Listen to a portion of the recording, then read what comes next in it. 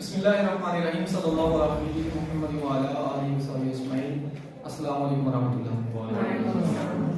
اور آج کا لیکچر ہے تعریف کے حوالے سے، کیونکہ ہمیں پڑھتے ہوئے اکثر ان چیزوں سے واسطہ پڑتا ہے کہ ایک ٹیچر ایک پروفیسر آپ کو بتاتے ہیں کہ فلاں چیز کی تعریف یہ ہے، اور کبھی آپ سے پوچھا جاتا ہے کہ آپ کی تعریف کیا ہے، تو دونوں کے لیے لفظ تعریف استعمال کرتے ہیں۔ فلاں چیز کی جو تعریف ہوتی ہے اس سے کچھ اور مراد ہوتا ہے، اور جب کسی بندے سے پوچھا جاتا ہے کہ آپ کی تعریف کیا ہے، اس سے مراد کچھ اور ہوتا ہے۔ لیکن لفظ چونکہ ایک ہے تو کبھی کبھی بچے ایسا کرتے ہیں کہ جب ٹیچر کویشچن کرتا ہے، کویشچن پیپر میں ایک کویشچن آ گیا یا ویسے آپ سے پوچھ لیتے ہیں کہ فلاں چیز کی تعریف کیا ہے، تو آپ وہ دوسرے والی تعریف کر جاتے ہیں۔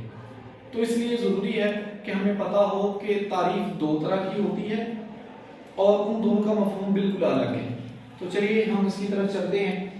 یہاں پہ ہم نے عربی، انگلش اور اردو میں یہ الگ الگ کر کے لکھ دیا ہے۔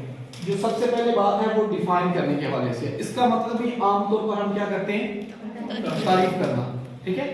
لیکن اردو کا دامن بہت وسیع ہے، اس کے لیے صرف ایک لفظ تعریف کرنا نہیں ہے، بلکہ تعین کرنا، تشخیص کرنا، تحدید کرنا یا حد بندی کرنا، یہ سارے الفاظ بھی اسی چیز کے لیے استعمال ہوتے ہیں جو یہ والی تعریف ہے، یعنی جس کو ہم انگلش میں ڈیفائن کرنا کہتے ہیں۔ اور عربی میں اس کے لیے لفظ التعریف بھی استعمال ہوتا ہے، الاصطلاح بھی استعمال ہوتا ہے اور الحد بھی استعمال ہوتا ہے۔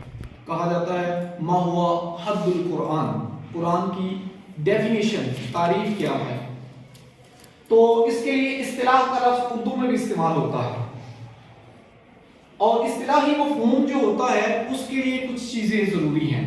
جب بھی آپ اس قسم کی تعریف کر رہے ہیں جو ابھی ہم نے پڑھی ہے، جس میں تشخیص کرنا یا تحدید کرنا آتا ہے، حد بندی بیان کرنا آتا ہے۔ حد بندی آپ ویسے بھی جانتے ہیں، کسی بلڈنگ کے حوالے سے بات کی جاتی ہے کہ اس کی حد بندی کیا ہے، تو اس کے آغاز سے انتہا تک کی ساری چیزیں اس میں شامل کی جاتی ہیں، اور جو اس سے آگے والی چیز ہے اس میں وہ شامل نہیں کی جاتی۔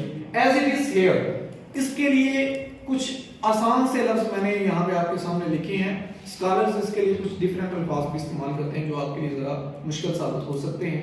تو اسٹوڈنٹس کے لیے آسان الفاظ یہ ہے کہ ایسی تعریف جس کو ہم ڈیفائن کرنا یا اصطلاح کے طور پر مراد لیتے ہیں، تو اس میں ان الفاظ کا جو گروپ جس کے ساتھ ہم کسی کو ڈیفائن کرنے جا رہے ہیں، ان کا جامع اور مانع ہونا بہت ضروری ہے۔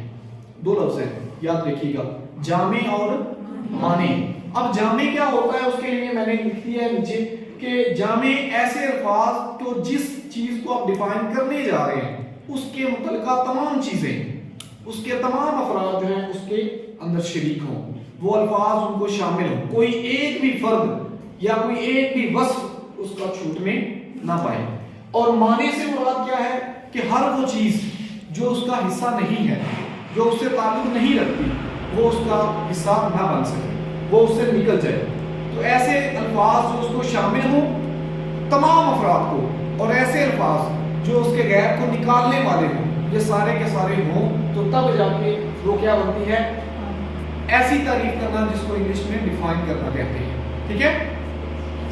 اب دوسری تعریف کرنا، اس کے لیے انگلش میں لفظ استعمال ہوتا ہے ایڈمائر کرنا، اور عربی میں اس کے لیے حمد لفظ استعمال ہوتا ہے۔ قرآن کریم کی پہلی آیت کیا ہے؟ اس میں ہے کہ تمام کی تمام تعریفیں اللہ کے لیے۔ اب یہ والی جو تعریف ہے نا کہ تمام تعریفیں اللہ کے لیے، جس کے لیے عربی میں ہم حمد لفظ استعمال کرتے ہیں، اردو میں بھی حمد لکھی جاتی ہے اللہ تعالیٰ کی، تو اس تعریف کو کیا کرتے ہیں اردو میں؟ تحسین کرنا۔ اردو کا دامن بہت وسیع ہے یہاں پر بھی، لیکن ہم عموماً یہی لفظ استعمال کرتے ہیں، تعریف کرنا، تعریف کرنا، حالانکہ اس کے لیے بہت سارے الفاظ ہیں۔ تو یہاں پہ تحسین کرنا مراد ہوگا توصیف، وصف بیان کرنا، ٹھیک ہے، یا پھر سراہنا۔ اب یہ جو تعریف ہے اور یہ والی جو تعریف ہے، اس میں ایک فرق ہے بڑا، وہ کیا ہے؟ یہاں پہ ہم نے پڑھا تھا جامع اور مانع ہونا، وہ تمام تر اس کے اوصاف، اس کے افراد اس تعریف کے اندر شامل ہوتے ہیں، سمجھ گئے تھے نا؟ اور اس کا جو بھی غیر ہے اس کے اندر شامل نہیں ہو سکتا۔ لیکن یہاں پر اس تمام افراد کو، ان میں سے کسی ایک وصف کو، کسی ایک فرد کو اگر صلاح دیا جائے اگر اس کو بیان کر دیا جائے تو یہ والی تعریف ہو جاتی ہے. تو ایسی تعریف کرنا درست ماننا چاہے گا. اگر سنگل جو اس کی ایڈمائر کرنے والی چیز ہے اس کو بھی بیان کر دیا جائے تو یہ ایسی والی تعریف درست ہوگی. لیکن اگر آپ یہ والی تعریف اس میں کریں گے تو وہ درست نہیں ہوگی کیونکہ اس کے بہت سارے افراد باقی رہ جاتے ہیں. ٹھیک ہے. اب ہم اس کی ایک مثال لے لیتے ہیں کہ اس میں فرق کیسے ہوگا. مثال کے طور پر عربی زبان کے اندر اور اردو کے اندر بہت ساری زبانوں کے اندر نبی کریم صلی اللہ علیہ وسلم کی تعریف میں آپ کی نعت خوانی میں لوگوں نے قلم اٹھایا اور اپنی اپنی استطاعت کے مطابق انہوں نے لکھا. عربی زبان کا ایک قصیدہ بڑا مشہور ہے, قصیدہ بردہ. اس کا ایک شعر ہے منزہم عن شریک فی محاسنہ فجوہر الحسن فیہ غیر منقسم. امام بصیری لکھتے ہیں کہ نبی کریم صلی اللہ علیہ وسلم کے جو اوصاف ہیں, آپ کے جو محاسن ہیں, آپ کی جو توصیف بیان کی جاتی ہے, وصف ہے جو آپ کے, وہ اس عیب سے پاک ہے کہ کوئی ان میں شریک نہیں. آپ کے اوصاف میں کوئی دوسرا شریک نہیں ہے. اللہ تعالیٰ نے آپ کو تمام کے تمام اوصاف اس کمال کے عنایت فرمائے ہیں کہ اس کمال تک کوئی بھی پہنچتا نہیں ہے, کوئی شریک نہیں ہے آپ کے اوصاف میں. ہاں جو آپ کے حسن کا جوہر ہے نا وہ تو تقسیم ہی نہیں کیا گیا, آپ اس قدر حسین ہیں. تو یہاں پہ آپ کے کس وصف کی بات ہو رہی ہے؟ حسن کی. تو حسن ایک وصف ہے. اب ہم اگر کہتے ہیں کہ یہ نبی کریم صلی اللہ علیہ وسلم کی تعریف ہے تو درست ہے, لیکن ان معنوں میں نہیں. ہم اردو کا ایک شعر لے لیتے ہیں, اس میں بھی آتا ہے وہ کمال حسن حضور ہے کہ گمان نقص جہاں نہیں, یہی پھول خار سے دور ہے, یہی شمع ہے کہ دھواں نہیں. کہ نبی کریم صلی اللہ علیہ وسلم کے حسن کی یہاں پر بھی بات ہوئی ہے. تو اب اس میں بھی حسن ایک چیز کی بات ہوئی ہے. کیا ہمارے رسول صلی اللہ علیہ وسلم صرف حسین ہی تھے, ان کے کمالات بے شمار نہیں ہیں؟ تو وہ باقی تمام کے تمام کمالات تو یہاں پہ ذکر نہیں ہوگی, صرف ایک وصف کی بات ہوئی ہے. تو جب ایک وصف کی بات ہوئی ہے تو وہ یہ والی تعریف ہے, یہ والی تعریف نہیں ہے, کیونکہ اس کے لیے تو جامع ہونا ضروری تھا جس میں تمام افراد شریک ہوتے.